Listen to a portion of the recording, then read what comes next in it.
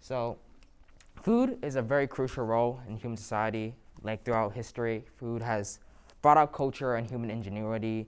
And Uganda, who is like a very small country in East Africa, food has allowed them to build upward mobility and speed using Rolex.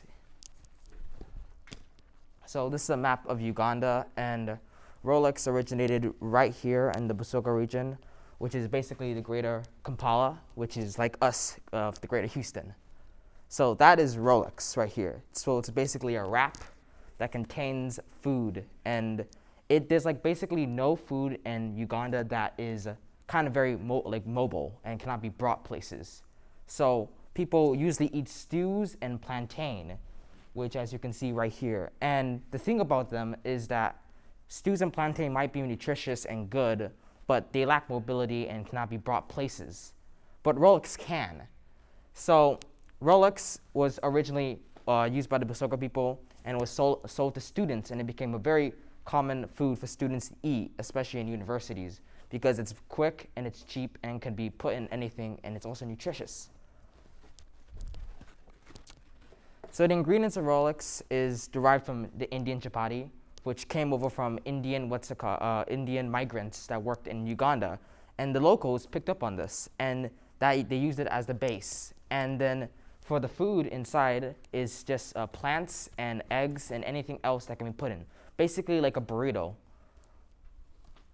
So if you go to other parts of Uganda, especially like over here close to the Kenyan border and the Tanzanian border, there can be variations of Rolex depending on the people that suits their needs and what's going on in their life.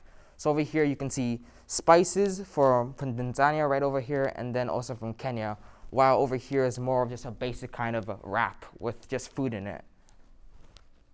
And basically, Rolex is basically that is like you can eat it with anything, and it's nutritious, and it allows speed. So whenever you're going in the morning, for example, for a breakfast, right? You don't want to be eating like a pile of beans in like a bowl while riding a motorcycle. It's not very suitable. You might spill it. But for Rolex, you can eat it while on the go, and it's quick and it's very efficient.